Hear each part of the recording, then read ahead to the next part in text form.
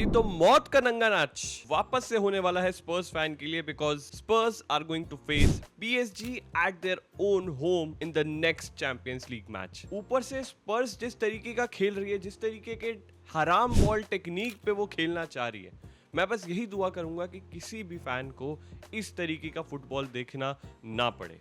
But हमें देखना पड़ रहा है तो हमें वीडियो भी बनानी पड़ेगी।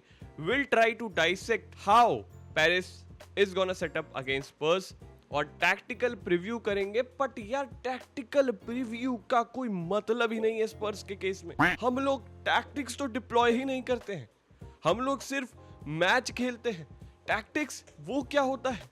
Thomas Frank, please use some tactics brother, because you have made our life miserable as of now and we are not liking it। and अब PSG के अगेंस्ट भी धुलाई हमें नहीं खानी है जिस तरीके से हमने आर्सेनल के अगेंस्ट धुलाई खाई है। तो एटलीस्ट इज्जत बचा लेना। मैं ये नहीं बोलूंगा आपकी ड्रॉ होके बचेगी इज्जत या लॉस होके, क्योंकि अब तो लॉस में भी डर लगता है, अब तो ड्रॉ में भी डर लगता है कि जिस तरीके से हम खेलते हैं। तो प्लीज इज्जत बचा लेना।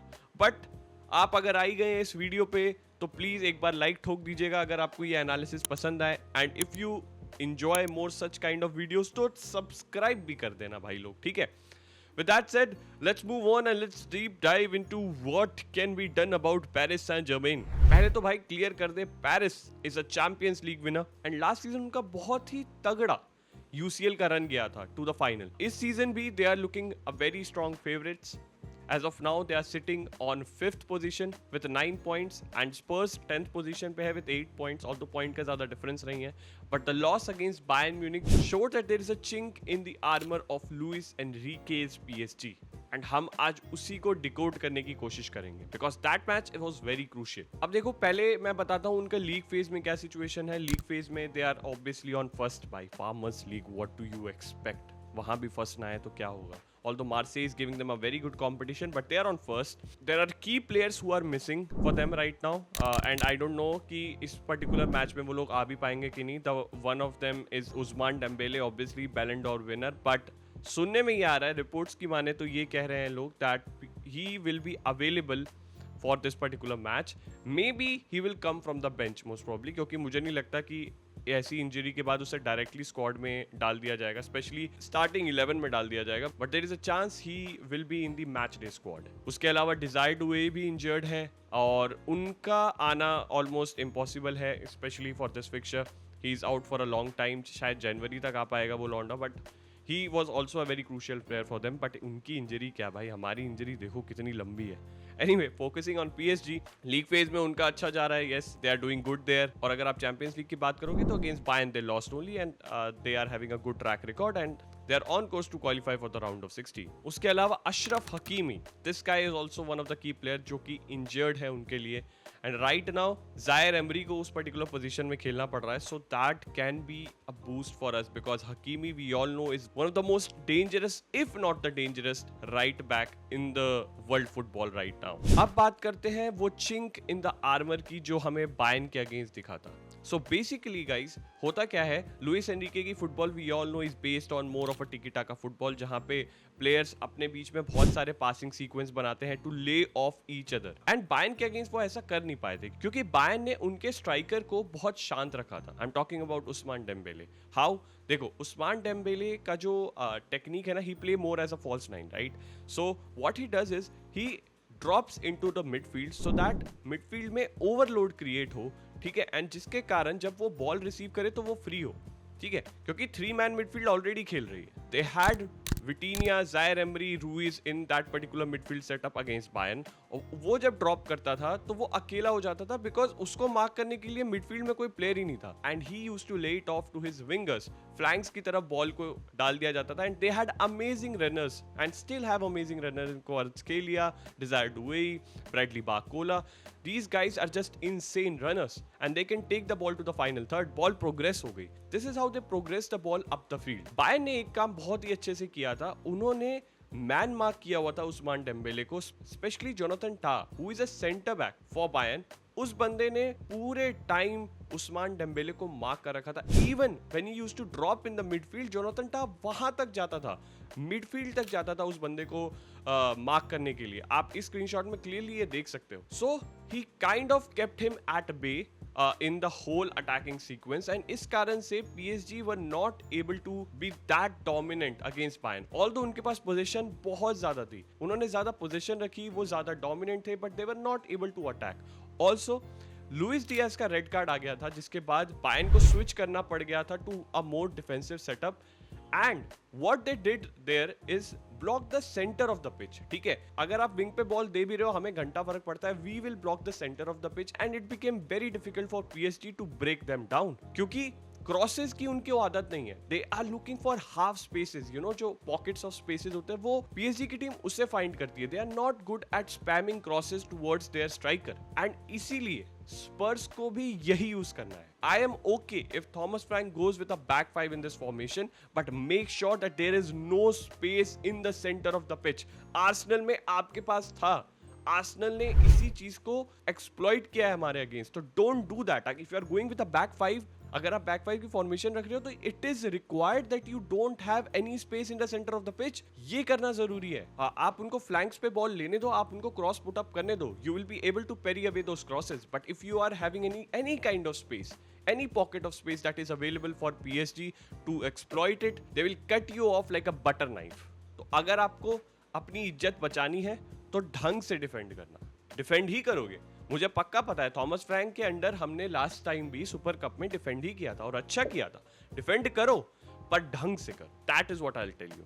And make sure to mark their striker, their false nine, whosoever is coming. मुझे लगता है मोस्ट प्रोबब्ली गोंचालो रैमोस आएगा, एंड हो सकता है सब्स्टिट्यूशन होके हाफ टाइम के बाद उस्मान डेम्बेले आ जाए. But make sure to mark that guy so that उनका जो बिल्डअप है, उनका जो बिल्डअप प्रोग्रेशन है, वो आप कंट्रोल कर पाओ. या so these are the few things that we can do to ensure it. अब हम बात कर लेते हैं कि हमें किस तरीके से लाइनअप करनी चाहिए, हमारा लाइनअप क्या होना चाहिए, because this is a very debatable topic right now in Spurs. तो भाई लोग, ये हमारा लास्ट फॉर्मेशन था, आपकी स्क्रीन पे क्लियरली दिख रहा है. हम लोग आर्सेनल के अगेंस्ट बैक थ्री में गए थे. Udogie as a left back, Spence as a right back, Bentancur और पलिनिया हमारे डबल पिवट थे, और Odobert Kudus with Richarlison up front. And we all know there was no attack whatsoever. कुछ भी linkup नहीं कर पाए थे, and the main reason was these two player, our double pivot. It is of no use guys. मैंने एक stat भी देखा था जहां हमारे मुश्किल से 2 प्रोग्रेसिव पासेस इन दोनों बंदों ने मिलके किए हैं. So we all know this is not going to work now. And Thomas Frank, you need to change that. I am okay with going back 3. तुम already defensive जा रहे हो, और तुम बीच में डबल पिवट में भी पूरे के पूरे डिफेंसिव हो. करना क्या चाह रहे हो तुम भाई? तुम पूरा का पूरा हराम बॉल खेलना चाह रहे हो, and you don't want to even attack or even What should I say? Intimidate the opponent. ये गलत है. तो सबसे पहले मैं यहाँ पे बेंटेंकुर और पलिनिया में से I will kick back बेंटेंकुर. I will remove this guy from the field because I know कि पलिनिया is almost a center back. ठीक है, तो मेरे पास 4 सेंटर बैक तो ऑलरेडी है. He only drops down when the opponents are attacking. तो भाई मैं इस बंदे को रखना चाहूंगा because he is good at tackles and interception. That's why. And I will try to fit बर्गवाल. ठीक है, या फिर मेरे लिए ज्यादा इंपॉर्टेंट बर्गवाल से भी ज्यादा होगा सार. I want Pape Matar Sarr to play because he has the work rate, he has the intensity, and he has the knack to go with the ball, to progress the ball further. And I am okay अगर आप पलिनिया भी निकाल दो, ठीक है, और आप बेंटेंकुर को खिला दो, because we know बेंटेंकुर against Copenhagen played very well. बेंटेंकुर तब भी हमें कुछ डायमेंशन प्रोवाइड करता है. एंड टू बी ऑनेस्ट यार, I'll take the word back that I said. पलिनिया अगर खेलेगा ना, तो आपके पास 4 सेंटर बैक होकर जाएंगे. You are already too much defensive. So what I'll say is remove Palinia, play with Bentancur. आपके पास 3 defenders already है. You are on a back 3. That's fine. That's totally okay with me. ठीक है, Spence को निकालो. Put Poro in because Poro is required for those crosses. ठीक है, क्योंकि यार guys, let's face it, हमारा सबसे ज्यादा viable attacking option will be crosses because it won't be easy to breach PSG defences here. ठीक है, अब आप देखो ओडोबेयर और कुडुस को आप खिला रहे हो. I will remove Odobert because Odobert didn't show up anything during the Arsenal match. I'll give Xavi Simons a try because we know कि in the left half spaces he can be lethal basically. तो मैं बिल्कुल उसको मौका देना चाहूंगा इस particular half space में खेलने का. ठीक है, कुडुस obviously I expect a lot from him in this particular game. I really hope that he showed up just like he did against in the Super Cup match if you all remember.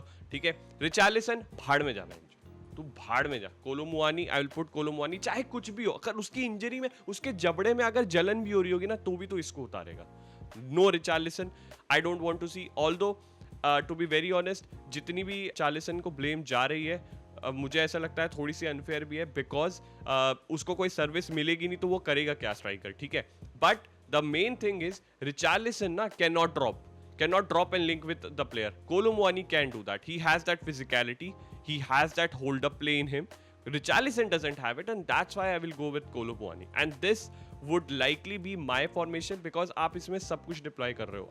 आप एक striker को खिला रहे हो जो कि एक better player है, who is technically better than Richarlison for sure, who can drop back also and who can be a focal point here in the box. Headers के लिए वो जा सकता है, ठीक है. You are also deploying two good attacking option up front, ठीक है. सिमंस एंड कुडुस जो कि हाफ स्पेसेस को एक्सप्लॉइट कर सकते हैं, पॉकेट्स ऑफ स्पेस अगर उन्हें मिलेगा तो वो ड्रिफ्ट इनसाइड कर सकते हैं and can provide those numbers in the box अगर हम वहां पहुंच पाए, खुदा न खास्ता. सार को एक प्रॉपर नंबर 8 को लेके आ रहे हो जिसकी मेंटालिटी है to progress the ball further, जो कि ट्राई करेगा प्रोग्रेसिव पासेस बिल्ड करने का, ना कि सिर्फ प्रेशर को सोक इन करने का, ठीक है.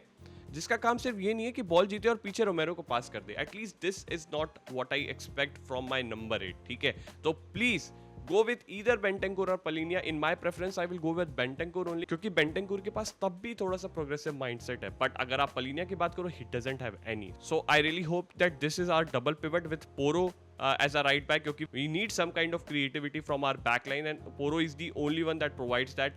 Maybe Romero, पर Romero is in back line भाई, वो line breaking passes हर बार उसकी तरफ से आप expect नहीं कर सकते. So yeah, this is going to be my lineup.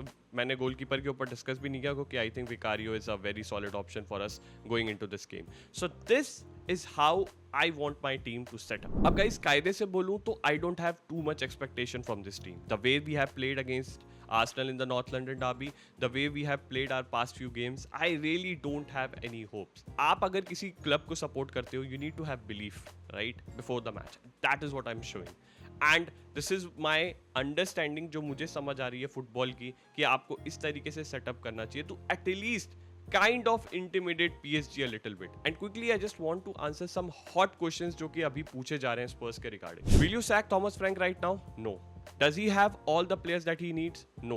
Was it his mistake against Arsenal the way we set up? Yes. Can he improve? Probably yes. And was it only his fault? No. It was players' fault too. So I hope I have made myself clear about my stance on Thomas Frank and Spurs right now.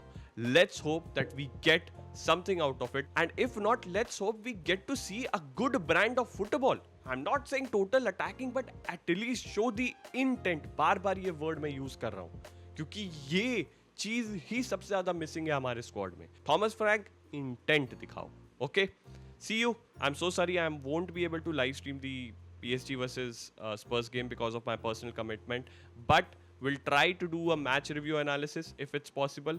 But thank you so much for watching it till here. If you enjoyed it, please like the video, and अगर आपको ऐसी tactical video और देखनी है तो please make sure to subscribe to my channel. We'll see you in the next video. Till then, have a great day.